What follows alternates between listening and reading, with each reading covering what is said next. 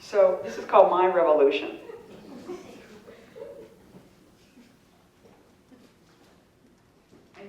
The book sort of has a muse too. There's a girl named Rose who, as you know, a good poet, she kind of falls in love with and comes out all over in her first poetry reading in New York, and then gets rejected, and then later names her pit bull after this woman.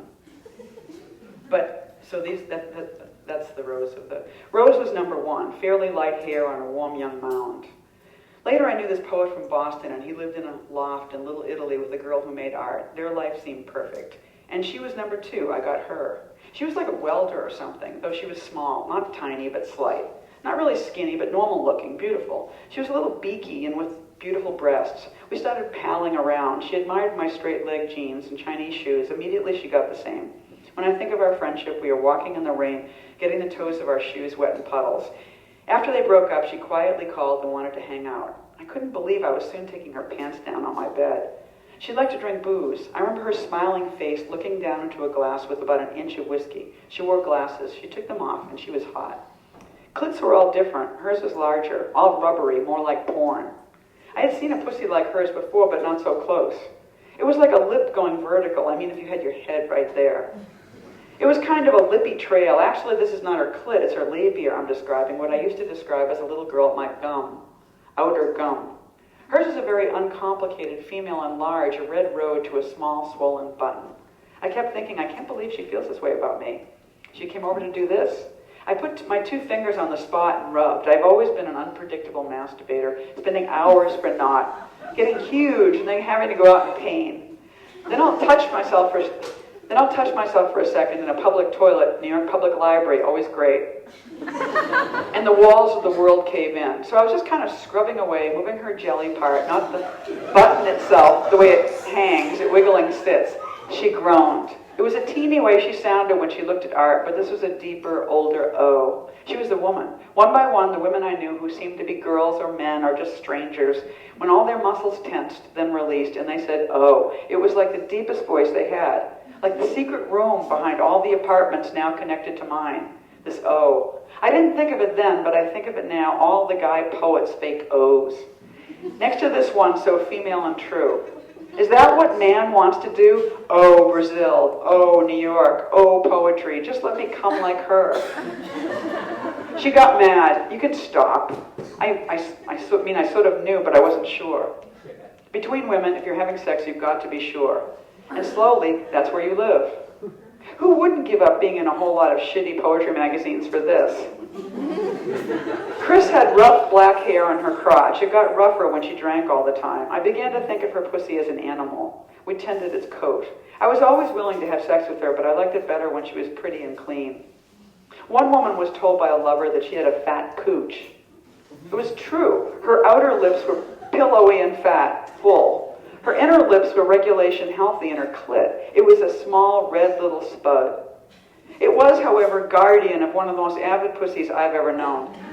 Not the biggest, but damn, the most willing, most sporting. I fucked her once for 10 hours straight. She puked and she wanted to continue. I would never be allowed to sleep. I was hallucinating. I used this hand, then that, fingers individually, in groups, and my whole fucking hand again and again. I used my dick. It was a nice fat boy, rather featureless, which at the time seemed correct, a white guy, who appeared out of the fly of my overalls. I was being a farmer boy, and when she felt it wagging between my legs as I bent over her in front of a fire, her eyes lit up. Thanks to the fire, I was able to see this glory. She told me that she landed in the hospital once because she had urged her boyfriend to fuck her while she was hanging out of a 23rd story window of a huge apartment building in Manhattan. Apparently, this high-intensity fucking caused some kind of lump in the walls of her vagina, and she wound up in the hospital where she learned something or other that was sad. But she was in there for fucking. I mean, that's pretty good. There was a small woman who had a lacy-looking pussy that she hated. There was like this frottage over her clit. Instead of a hood, it had a large mantilla. She wasn't the kind of woman who could laugh at her puss. I think I even recognized that laugh. It made her sick what she considered her irregularity.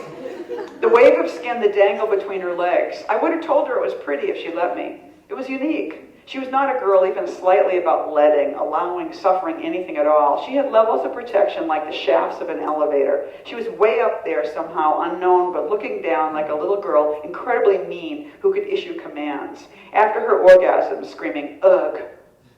Then I met a woman who described her clit as a monster. There is nearly no woman who regards her pussy as normal. I remember seeing a pussy I recognized on the back outside cover of an art magazine. It was like it was supposed to be a big secret whose pussy it was. I mean, they didn't say her name underneath, though they did give you the name of the photographer, which was kind of a hint. But then everyone said, oh yeah, you saw the picture of blank's pussy? Like everyone was really in on it. But I recognized the pussy. I actually knew her tits better than her pussy because her tits were that kind that are indented. The tip of the nipple goes in, not out. Which is incredibly common, or else, coincidentally, I had 2 such breasts, or girlfriends, back to back, which made me think it must be common. The first ones did look odd to me. I can't imagine what straight women do, going through life only being looked at by men and doctors. At some point, you always have to have a frank conversation about the tits, or the puss, or the ass. If you live with her, you have it day in and day out. Maybe men do this too.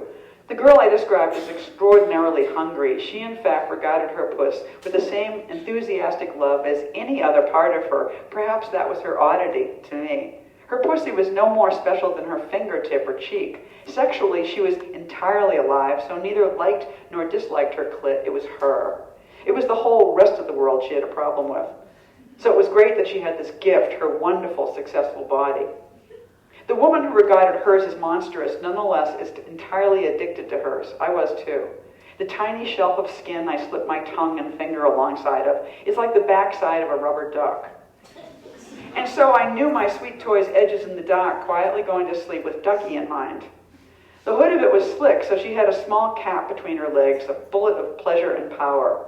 Even after she had one of her outrageous sunset orgasms, which she details while still basking in its immense succulent corona, slowly with an utterly generous and female smile on her face, a satisfied smile, and kind, she urges me to put my finger on her secret fingertip and feel the blood pump as the pleasure is ebbing away.